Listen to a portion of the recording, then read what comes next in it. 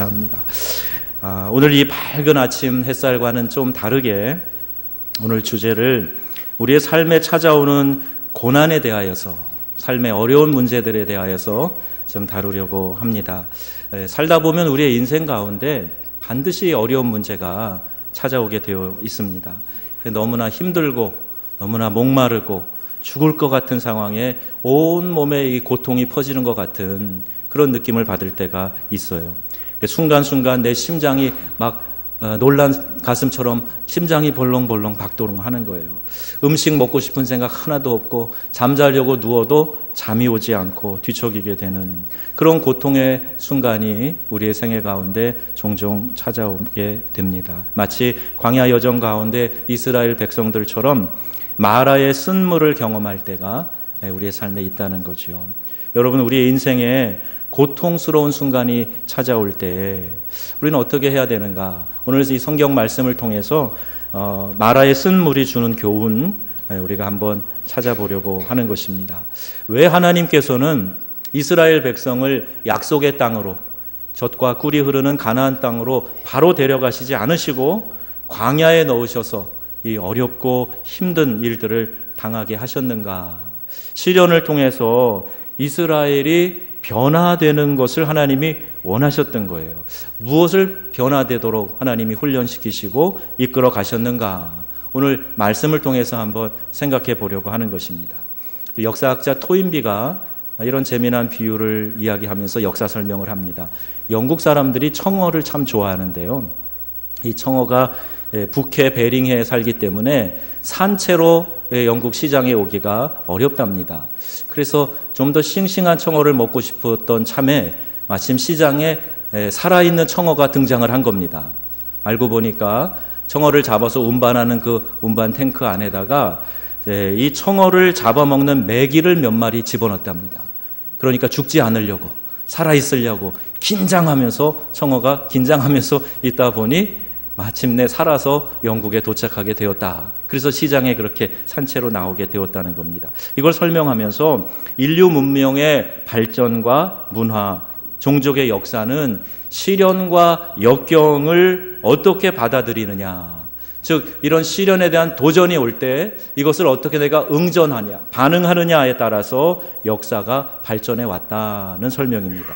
시련과 어려움이 그들 자신을 바뀌게 하고 자신의 삶을 바꾸는 에너지를 오히려 제공하게 되었다 하는 것이죠. 즉 고통을 감당하기는 힘들지만 이 고통이 주는 유익이 있기 때문에 혹자는 우리가 겪는, 신앙인이 겪는 이 고통이 변장하여 찾아오는 하나님의 축복이다, 이렇게 설명하기도 합니다. 고통이 우리 인생에 주는 역할이 분명히 있기 때문에 그 고통의 이유를 잘 깨닫고 또 그 고통을 잘 감당하면 놀라운 축복이 된다는 그런 말씀입니다. 여러분, 우리의 삶에 고난, 절망, 낙담 이런 것이 전혀 없다면 얼마나 좋을까요? 그러나 우리는 예고 없이 찾아오는 이 상황을 바꿀 수가 없어요. 이 사건이 일어나지 못하게 만들 수도 없습니다. 태풍이 불어서 올라오는데 그 태풍을 우리가 무엇으로 막겠습니까? 갑자기 물폭탄을 쏟아내면 그걸 뭘로 막겠어요? 우리는 자연 앞에서도 이렇게 연약한 모습을 보면서 창조주 하나님, 이 우주를 주관하신 하나님의 위대함을 바라볼 뿐입니다. 그런데 하나님께서 우리의 삶 속에 왜 낙심하는 이유들, 어려운 일들을 우리의 삶에 허락하시는 것일까? 그 이유가 무엇일까? 이스라엘 백성들처럼 절망에 직면한 하나님의 백성들이 깨닫기를 원하시는 것이 무엇인가? 이걸 잘 배워야 합니다. 우리에게 하나님께서 때론 고통과 절망을 허락하시면서 깨닫기를 원하시는 것이 있단 말입니다. 그 첫 번째가 하나님이 누구신가 하는 것을 잘 깨달으라고 우리의 삶에 고통을 주시는 겁니다. 26절 후반부에 보면 하나님의 훈련이 언제나 하나님이 누구신가를 알게 하는 데에 초점이 맞추어져 있다 하는 것을 보게 됩니다. 이것이 하나님의 의도, 즉 하나님 없으면 살 수 없습니다 하는 것에 대하여서 우리가 진정으로 고백하도록 하나님 만드신다는 거예요. 사람은 기본적으로 교만한 성품을 갖고 있습니다. 이게 원죄의 뿌리예요. 하나님처럼 되려고 하는 마음이 우리 마음 속에 있기 때문에 조금 평안하면, 내가 뭔가 좀 이루었다고 생각을 하면 여지없이 우리 안에서 이 교만이 솟아오릅니다. 그래서 하나님 없어도 되는 것처럼 생각하게 만드는 거예요. 이 세상이 계속해서 우리에게 그 메시지를 줍니다. 너는 위대하다고. 하나님 없어도 될 것 같지 않아? 예배 안 드려도 되잖아. 별거 없는 것 같은데 당장 큰일 나는 거 아니잖아. 계속해서 하나님과 우리 사이를 멀어지게 만드는 거예요. 이스라엘 백성들이 하나님께 훈련받은 과목들을 잘 보면 바로 우리가 교훈을 얻을 수가 있게 되는데, 이집트에서 10가지 재앙을 맞이하면서 이스라엘 백성은, 또 이집트의 바로와 그 신하들은 하나님은 하나님의 백성들을 절대로 놓지 않으시고 끝까지 인도하시는 하나님이시다, 포기하지 않는 하나님이시다 하는 것을 알게 하신 거예요. 10번에 반복되는 재앙. 놔줄 듯 하고 놔주지 않으니까 내 백성을 놔주라, 가게 하라, let my people go. 하나님이 그들에게 말씀하셔서 보내라 라고 말씀하고 계시는 거예요. 끝까지 마지막 장자의 죽음까지 하나님께서 택하시면서 이스라엘 백성을 인도하시는 거예요. 메추라기와 만나를 통해서 공급하시는 하나님을 배우게 하셨습니다. 르비딤에서 바위에서 물이 나오게 하심으로 인생의 갈증을 해결해 주는 분이 바로 하나님이시다 하는 것을 깨닫게 하시는 거예요. 아말렉과의 전쟁에서 하나님이 우리에게 승리를 주시는 분이다 하는 것을 깨닫게 하시는 거예요. 기도하는 손이 뭐길래 이 손이 내려가면 지고 손이 올라가면 이기고, 이게 뭡니까? 하나님이 우리의 간구하는 기도를 통해서 친히 역사하고 계시다 하는 것을 가르쳐주고 있는 겁니다. 여러분, 이 마라의 쓴물은 무엇이죠? 어떤 교훈을 우리에게 알려주시는 겁니까? 차라리 없으면 모르지만 있는데 마시지 못하는 상황이에요. 물을 마셨지만은 그 쓴물로 인하여서 다 토해내고 고통 가운데 있는 것입니다. 제가 일부 예배 때 얘기를 좀 했는데, 제가 아프리카에서 건물을 짓고 살 때요, 도시 주변이라 그래도 건물을 2층으로 잘 지었어요. 그래서 양변기도 해놓고 그랬는데, 형광등도 달아놨는데 전기가 잘 공급 안 되니까 형광등이 안 켜지고, 그리고 화장실 3개의 양변기에는 누런 게 이렇게 쌓여가는 거예요. 물이 없으니까. 물만 있으면 해결될 텐데, 차라리 그런 게 없고 푸세식이면 차라리 나을 텐데 가까이에서 그걸 바라봐야 되는 게 생각처럼 쉽지 않습니다. 경험해 보시겠습니까? 그게 어떤 건가 어려워요. 이스라엘 백성이 그 처지에 있었어요. 마실 수 있는 물이 아니라 쓴 물의 고통을 지금 경험하고 있습니다. 그런데 그 물을 하나님께서 치료해 주시는 거예요. 그 물을 하나님이 고쳐주시는 겁니다. 먹을 수 없는 쓴 물 앞에서 좌절한 인생이 얼마나 많습니까? 내 자식도 내 마음대로 안 돼요. 내 삶도 내가 어찌할 수 없는 것입니다. 여러분, 이 세상에 제일 무거운 것이 사람의 눈꺼풀이랍니다. 지금 이 순간에 경험하고 계신 분 혹시 계세요? 아무리 들어 올리려고 해도 안 들어지는 거예요. 무겁답니다. 이에 버금가는 무거운 게 우리의 마음이랍니다. 그래서 우리 어르신들이 마음이 천근만근한다 이렇게 말하죠. 천근만근을 제가 우리 키로로 계산을 해봤더니 600kg, 만근이면 1000kg. 그래서 6톤이 되는 거예요. 6톤. 만근에 6톤이 나를 짓누르는데, 6톤이요 아시아 코끼리 2마리입니다. 아프리카 수코끼리 1마리예요. 그게 나를 짓누른다고 한번 생각해 보세요. 어찌 견디겠습니까? 근데 마음이 무거울 때 그토록 고통스럽다는 얘기죠. 내 마음이 이렇게 가야 한다고 생각하는데 마음이 안 움직이는 거예요. 부모님을 용서해야지, 이렇게 살지 말아야지, 내게 상처 준 사람을 용서하고 과거의 상처를 잊어야지 하는데, 내 마음인데도 내 마음이 어찌할 수 없는 상황인 거예요. 시편 90편에 이런 말씀이 있습니다. 우리의 연수가 70이요 강건하면 80이라도 그 연수의 자랑은 수고와 슬픔뿐이요 신속히 가니 우리가 날아가나이다 그랬어요. 수고와 슬픔이 가득한 것이 우리의 인생이라는 얘기입니다.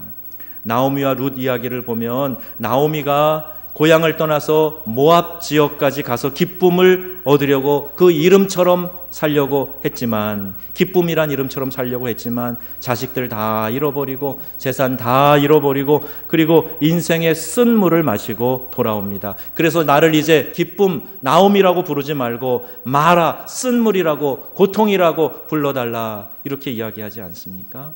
욥은 10남매를 일시에 다 잃어버렸어요. 아내도 떠납니다. 인생의 쓴맛을 본 거죠. 그때 그는 이렇게 기도합니다. 욥기 42장에 있는 말씀이에요. 내가 주께 대하여 귀로 듣기만 하였사오나 이제는 눈으로 주를 배움나이다 그랬어요.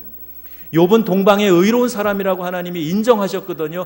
그럼에도 불구하고 내가 지금 이 고통을 당해보니 하나님이 생생하게 내 앞에 느껴지고 있습니다, 이 고백을 하는 거예요. 그래서 6절에 그러므로 내가 스스로 거두어드리고 티끌과 제 가운데에서 회개하나이다 그랬어요. 의로운 욥도 고난이 닥치니까 자기의 죄를 성찰하게 되고 하나님 앞에 그 죄를 또 토설하는 그런 모습을 보게 됩니다. 하나님은 마라의 이 쓴물에 나무를 던지라 그러시죠. 그 나무는 예수 그리스도의 십자가를 의미하는 겁니다.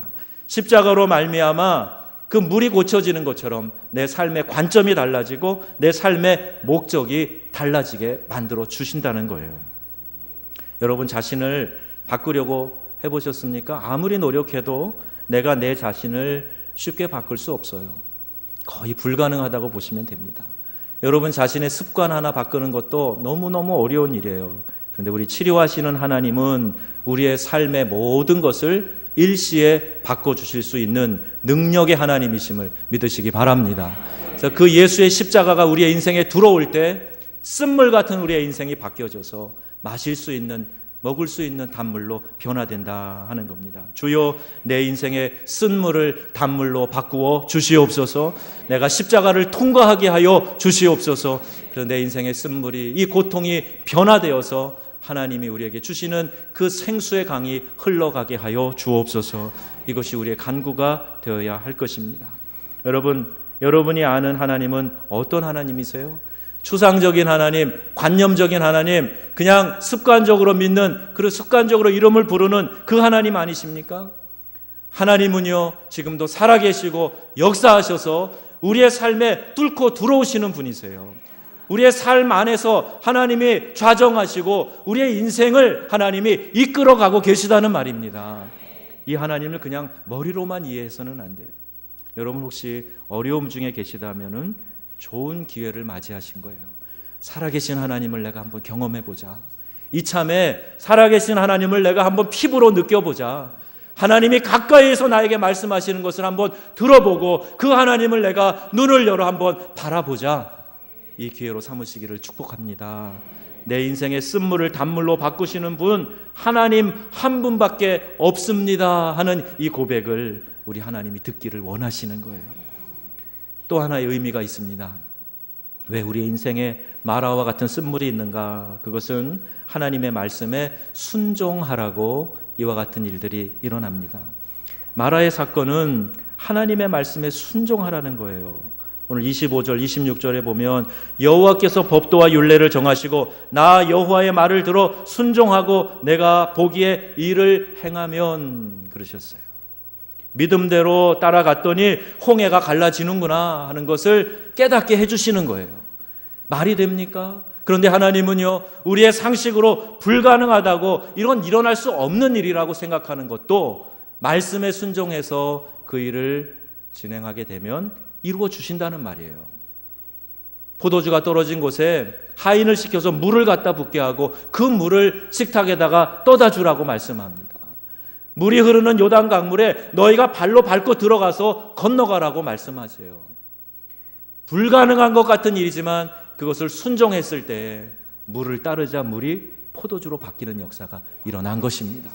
흐르는 강물이, 아직 끊기지 않은 강물이 도도하게 흘러가고 있지만 그 강물에 말씀에 순종해서 발을 내딛자 물줄기가 끊어지고 마른 땅처럼 건너는 역사가 일어난 것입니다.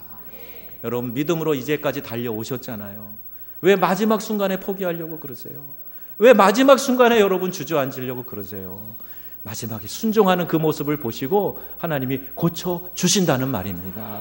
나아만 장군이 7번 씻었을 때 그때 비로소 그 살이 어린아이의 살처럼 변화되면서 그 나병이 치료되는 역사가 일어났습니다.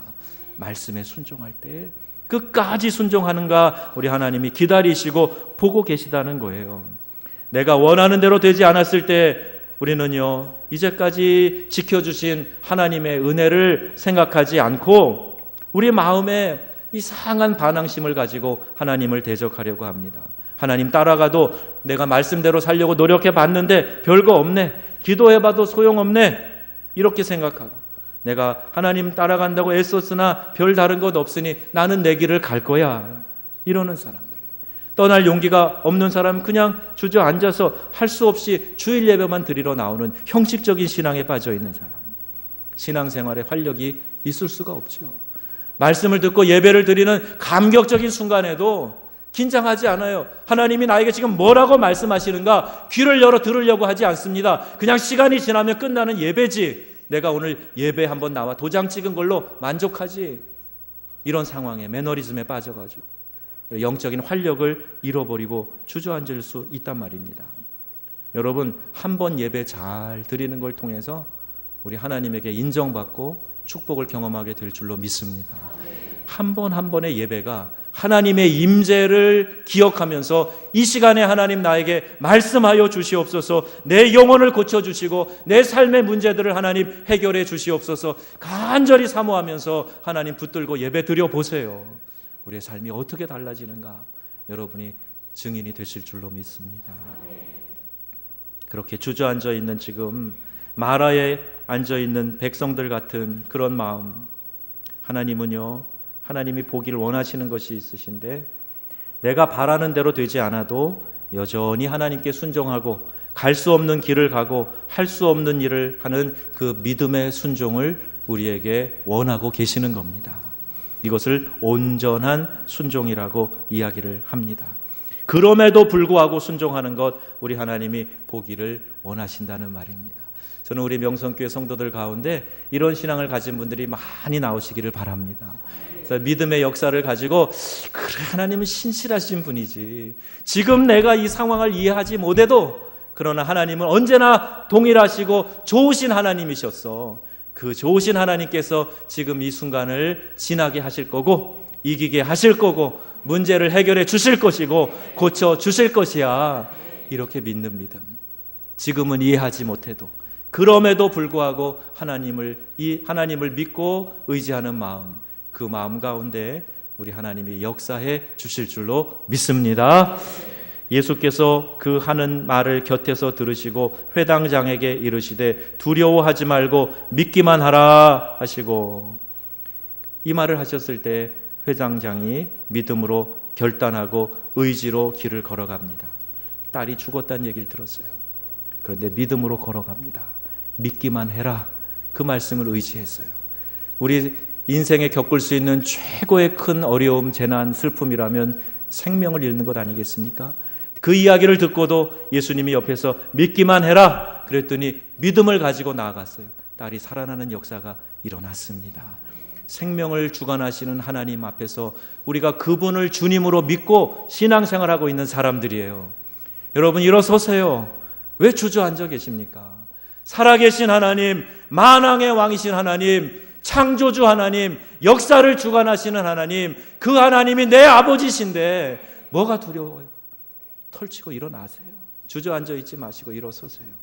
쓴 물을 마셨다고 구토하고 그 안에서 고통스러워하며 주저앉아 있지 마시고, 주여 예수의 십자가로 이 물을 정결케 하여 주시옵소서. 내 인생에 만난 이 쓴물이 예수의 십자가를 통과하게 하셔서 쓴물이 단물로 바뀌는 역사를 경험하게 하여 주시옵소서. 내 마른 목이 축여지는 역사가 나타나게 하여 주시옵소서. 여러분, 신실한 하나님을 믿고 그렇게 전진하시기를 주의 이름으로 축복합니다. 연세대 교수를 하시고 한신대 학장을 지내셨던 고 김정준 목사님이 계세요. 1914년 태어나셨는데 중학생 때 폐결핵을 앓게 됩니다. 이미 30세 젊은 나이에 마산 국립요양원에 입원합니다. 이제 마지막 중환자들이 가는 코스에 가 계신 거예요. 그리고 그 중환자 병동에 들어가서 3개월밖에 살 수 없다는 사형 선고를 받은 분이 그 환자들을 만나고 다니는 거예요.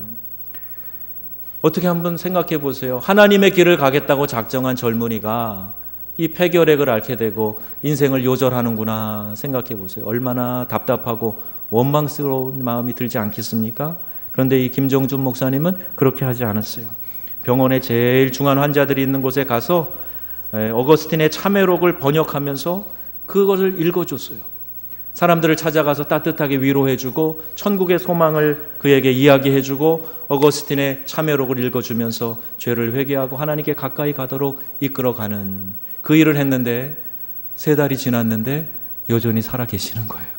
시간이 계속 지나는데 폐결핵으로 돌아가지 않고 그 병이 온데간데 없이 치료가 된 것입니다.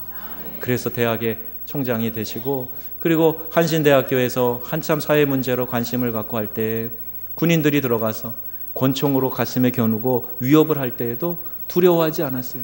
그 믿음의 절개를 꺾지 않았다고 합니다. 왜요? 내가 그 극한 상황에서도 하나님, 내 생명을 주관하시는 하나님이시기 때문에 나의 생명을 주신 분도 하나님이시고 거두어 가시는 분도 하나님이시니 부르시는 그날까지 하나님의 뜻 가운데 이곳에서 천국을 누리며 살리라 했더니 하나님이 이렇게 살려주셔서 남은 여생을 살고 있는 건데 무엇이 두려우랴? 무엇이 두려우랴? 그 담대함을 가지고 우리 한국 교계에 큰 일을 이루신 어른으로 그렇게 쓰임받게 되었던 겁니다. 여러분 인생에 찾아오는 어려운 일들이 있을 때 순종할 수 없다고 생각이 되는 그때에 여러분 순종하는 믿음을 가지시기를 주님의 이름으로 축원합니다. 왜 나에게 이런 일이 있는가? 기도했는데 소용없네. 내가 예수를 한두 해 믿어보나 간절히 기도한 것 같은데 내 부모가 죽고 형제가 죽고 하나님 내 기도를 듣지 않으시고 하나님 안 계신 거 아니에요? 나를 미워하시나요? 나를 버리셨나요? 믿지 않겠습니다. 이렇게 마라의 쓴물을 마시고 고통스러운 탄식을 하고 있는 분들이 계십니까? 하나님은요, 내가 받아들일 수 없고 이해할 수 없는 그 상황에 직면해 있을 때, 마라의 쓴물 같은 고통이 내 인생에 찾아왔을 때, 그럼에도 불구하고 하나님 주의 신실하심을 믿습니다. 하나님의 뜻이 반드시 나타날 줄로 믿습니다. 이 마음으로 의지하게 될 때 여러분 앞길을 하나님께서 고쳐주시고 새로운 역사를 이끌어 가실 줄로 믿습니다. 이 3번째로 마라의 사건이 주는 교훈이 있어요. 단지 쓴물이 단물로 바뀌는 기적이 일어났다, 이게 결론이 아닙니다.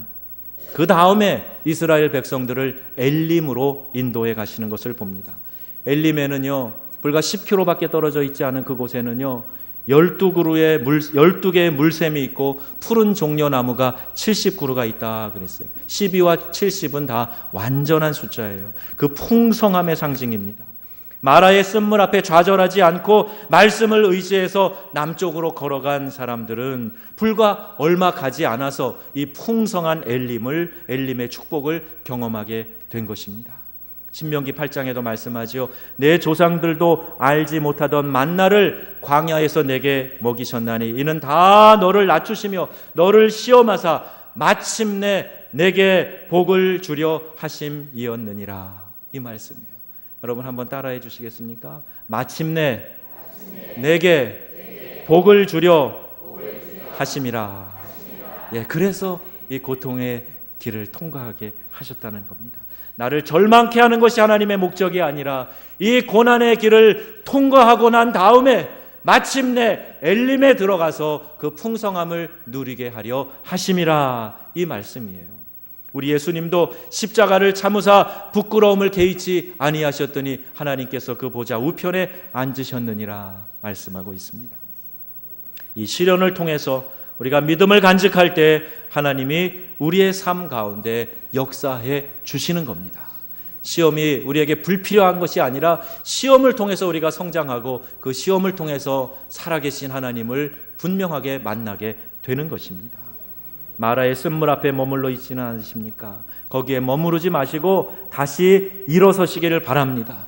힘든 일이 산적해 있지만 그럼에도 불구하고 말씀이 가리키는 방향을 따라서 일어나서 한 걸음씩 한 걸음씩 걸어가시면 여러분 머지않아서 엘림을 여러분이 맞이할 수 있게 될 것입니다. 우리의 삶이 광야 같고 마라의 쓴물이 우리를 괴롭힌다고 할지라도 그것이 우리를 파괴시키지 못합니다.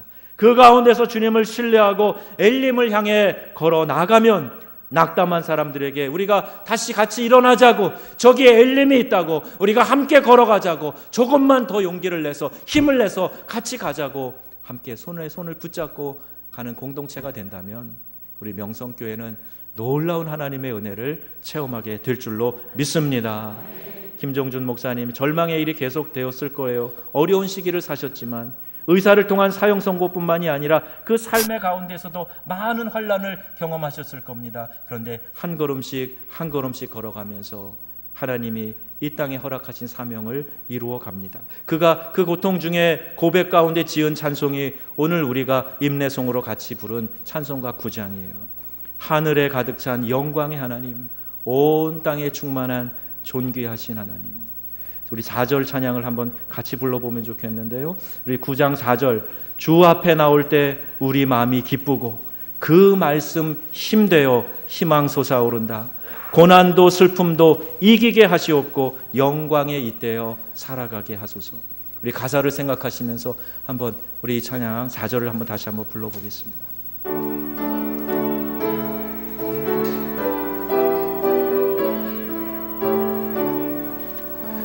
주 앞에 나올 때 우리 마음이 기쁘고 그 말씀 힘되어 새 희망이 솟는다. 고난도 슬픔도 이기게 하시옵고 영원에 잇대어 살아가게 하소서. 우리의 자랑과 기쁨 생명의 하나님, 우리 예배를 받아주시옵소서.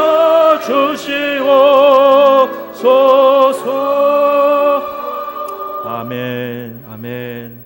말씀을 따라 믿음을 따라 다시 한번 결단하고 나아가는 여러분 걸음걸음 앞에 우리 하나님께서 예비해 놓으신 놀라운 은혜가 나타나기를 주님의 이름으로 축복합니다.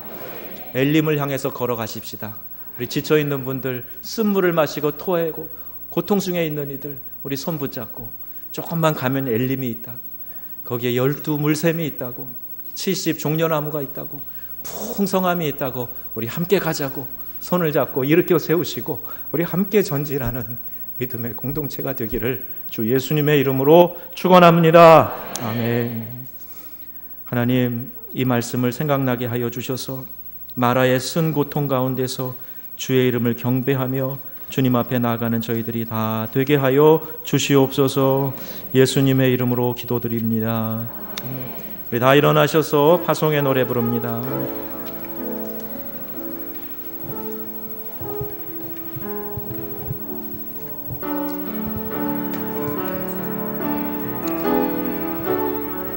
주님이 주신 땅, 주님이 주신 땅으로 한 걸음씩 나아갈 때에 수많은 적들과 견고한 성이 나를 두렵게 하지만 주님을 신뢰함으로, 주님을 의지함으로, 아멘. 주님, 우리 주님이 주신 담대함으로, 주시는 담대함으로 큰 소리 외치며 나아가네. 이 산지를 내게 주소서. 그날에 주께서 이제 내가 우리 주 예수의 이름으로 그 땅을 취할 것입니다. 취하리니 이 산지를 내게 주소서. 내게 주소서. 그날에 주께서 말씀하신 이제 내가 주님의 이름으로 그 땅을 취하리니. 아멘. 여러분을 그리스도 예수의 이름으로 이 세상 가운데 파송합니다. 마라의 쓴물을 경험하고 주저앉아 있는 분들 일어나시고 함께 달려가시고 우리 공동체가 함께 손에 손을 잡고 엘림을 향하여 나아가는 승리의 공동체가 될 수 있기를 축복합니다.